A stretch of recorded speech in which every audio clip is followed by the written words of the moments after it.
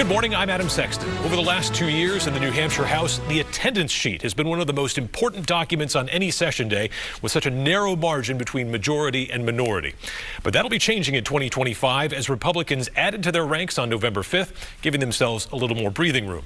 One key aspect of the House that won't be changing is the man holding the gavel, Speaker Sherman Packard, who is our guest this morning on Close Up. Good morning, Adam. Mr. Speaker, thanks for being here. My pleasure. So I want to talk about the election to start, and something you said back in October at an event at the New Hampshire Institute of Politics. You kind of adapted the slogan that Democrats were using and turned it around for a Republican message. They say, when we fight, we win, and you said, when we vote, we win. What did you mean by drawing that contrast?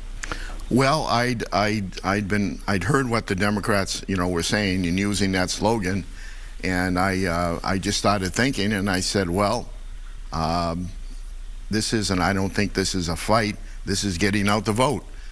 And it just came to me that, my slogan would be, when we vote, we win. And Republicans voted and we won. Is it incumbent now on Republicans to deliver results? It's hard to control the cost of living, but that seems to be the relief that voters were asking for on November 5th. Well, I think, there's still avenues that we can certainly reduce the cost of, living. I mean, obviously there's some federal issues that, we don't have much control over, but we can still work on the housing issue, which maybe we can talk about. We can work on, the issue of child care. We can continue to cut taxes for the citizens of New Hampshire so that they have more money in their pocket, not in the government's pocket. And, that's pretty much the avenue that we're going to go down. We're going to take a look at everything carefully, and we're going to put together a budget that is fiscally conservative, and, that's our goal. Obviously, we're just starting in that process right now, and we've got a few months to go before we turn the budget over to the Senate. You've been on the ballot in New Hampshire for a long time. You first won in 1990. You first shared a presidential ticket with George H.W. Bush in 1992.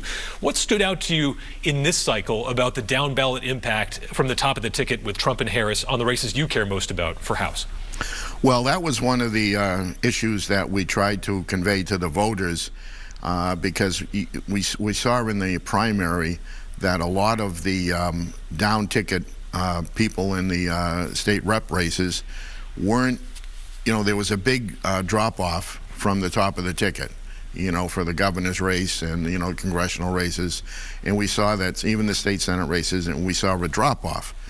So our message to everybody that we talked to, all the people that went out and door knocked and all the candidates that went out and door knocked, is that you've got to vote the whole ticket. Whether you vote from the top down or the bottom up, you got to vote the whole ticket.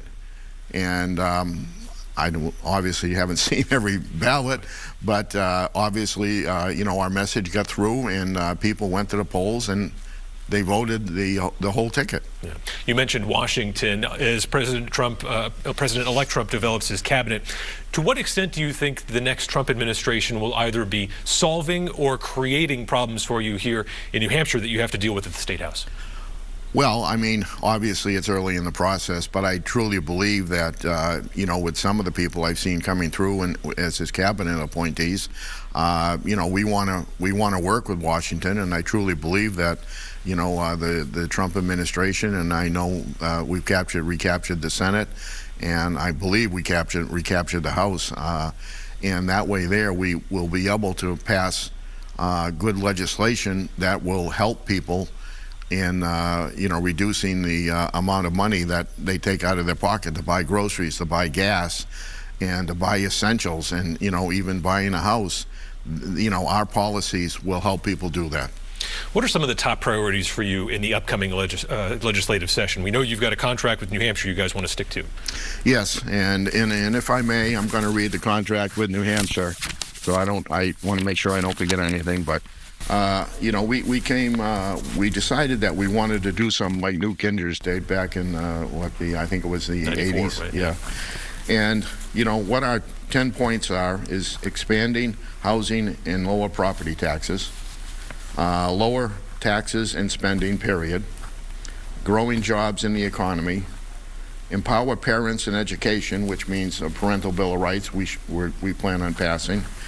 Lowering energy costs. Some people have said, well, you can't do that. Well, yeah, there is ways to lower energy costs, and we're going to vigorously go after those ways. We also are looking at decreased housing costs, reducing health care prices. I mean, there's still things that can be done.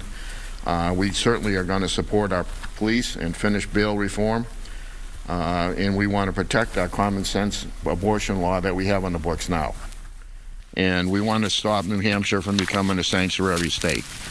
That's our contract with New Hampshire, and we're going to vigorously work on passing those, early in the session. As you probably remember, Adam, we did set up a special committee on housing, and we set up a special committee on child care. We're looking at setting up a permanent standing committee on housing, and so that all their concentration will be taking some pieces from other committees, and so that they can totally work on any solution. There's no silver bullet out there, we know that, but there are things that can be done, and we're going to explore every avenue that we can to make sure that we do everything we can to try and make sure people and businesses, that's one of the first things they talk to us about, is that they need affordable housing for employees if they're going to expand their business or come to New Hampshire. We need to solve that problem. And we're also going to take a real look at, another close look at the child care industry to see what we can do to help them so that people can afford to bring their children to child care and then go back to work. Education freedom accounts. There is a bill in to make universal eligibility for that. Does there need to be some caution exercised in the potential long-term impact on the state budget? Well, whatever we do, Adam, we always have to look at the long-term effects of what it'll do with the state budget. That program has been very, very successful. It allows parents to pick the right school for their children. And, we all talk about we want a proper education for our kids. Well, this is one of the ways we can make sure that every child has a proper education. Does the state need to be ready in case Washington does dissolve or devolve the powers of the Department of Education to the states? Is there any legislative or legal groundwork that needs to be laid here in New Hampshire? Well, if that were to happen, I'm sure that we'd have to pass some legislation to accommodate what would happen at that point. We put millions of dollars into the federal government and we get millions of dollars back. So I honestly am not sure what the wash would be, how close it would be.